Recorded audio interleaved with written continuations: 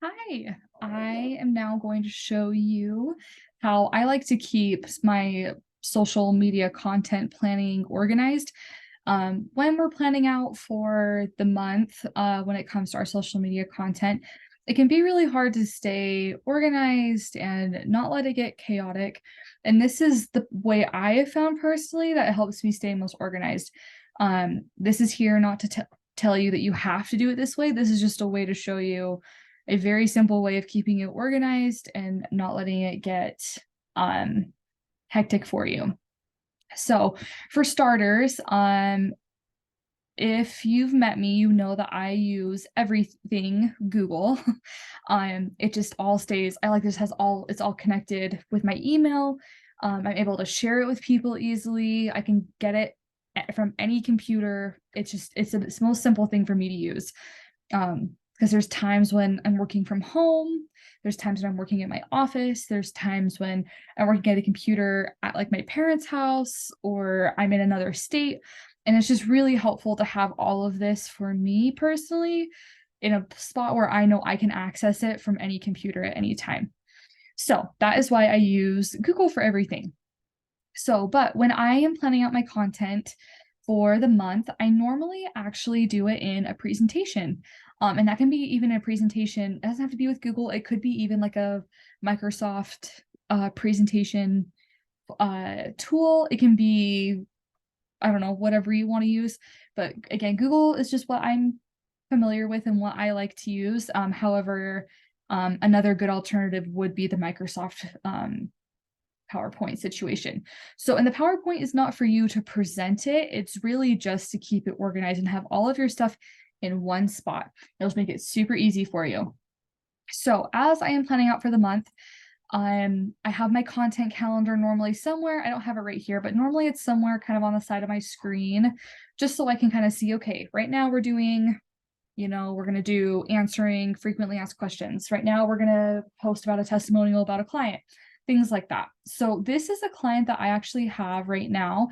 It's an orthodontics office in New Mexico.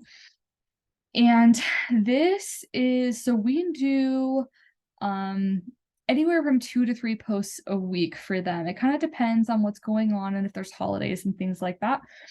But yeah. So, anyways, so what I'll normally do is you can see right here, if we can get this to load, there we go. So you can see here, this part right here is their personal um social media template, if that posting template, if that makes sense.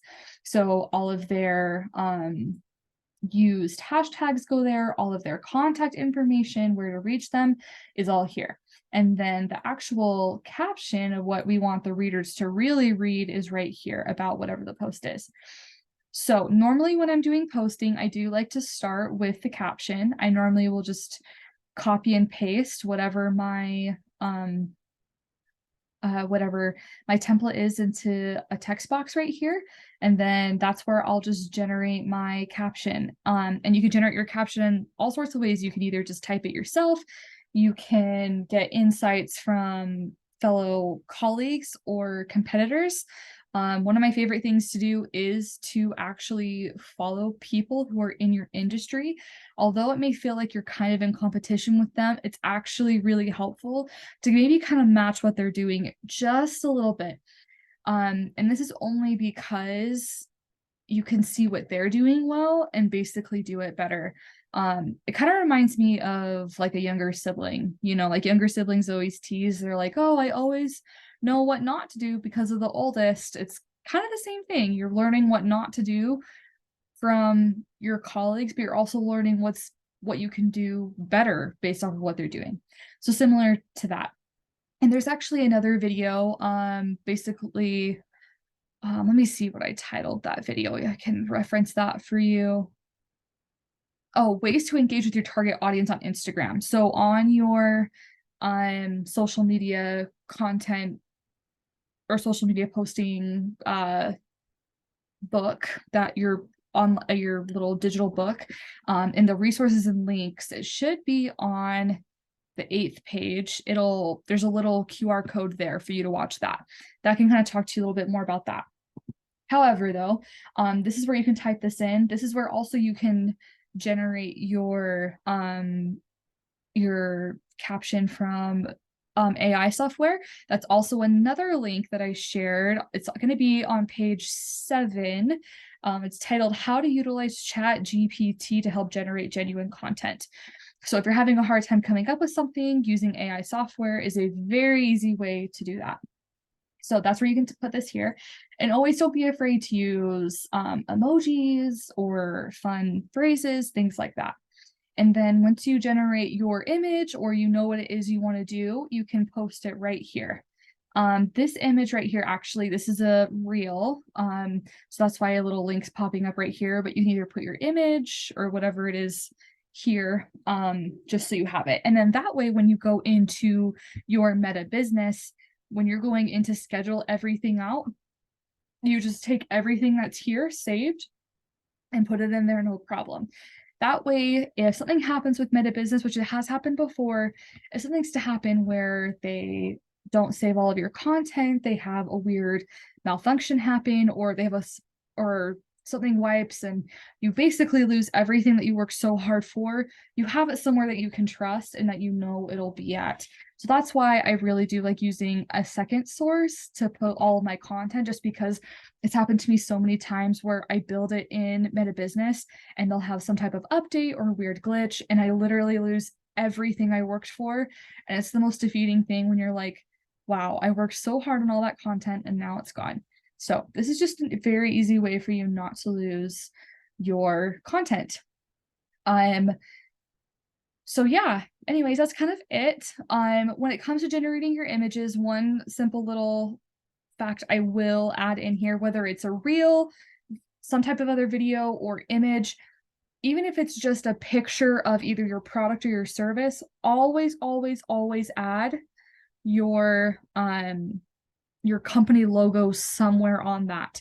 Because if anything, if something happens and somebody Google searches your company and they're looking at just images of different types of, like for these guys, like different types of braces, that way when they're looking up a smile with braces on it, what comes up is their company logo, Las Cruces, and they already know what company to tag it with without even having to think about it too much further. It's just another way to get your company name out there and to not worry about it. If you need help learning how to put a logo onto your images or your videos, you're always welcome to reach out to me. It's a very simple thing to do. There's a very used source called Canva that you can use, and it's pretty user friendly. If you need help walking through it, I'm happy to walk you through that. Otherwise, I'm sure if you haven't heard me say it, I'm sure you've heard it from somebody else and maybe you're even using it now. And I just strongly encourage you to always add your company logo, even if it's just your company logo, onto a picture you've already taken, just because it's just going to set your brand already in a more imagery way rather than just posting onto your story. Because when you post onto Instagram, Facebook, Twitter, Pinterest, all of those places, anytime somebody Google searches your company, even your social media post images will pop up. And you're going to want some type of way for them to just to be able to distinguish that it's your company posting that. You don't want them to get confused with a competitor or something else instead.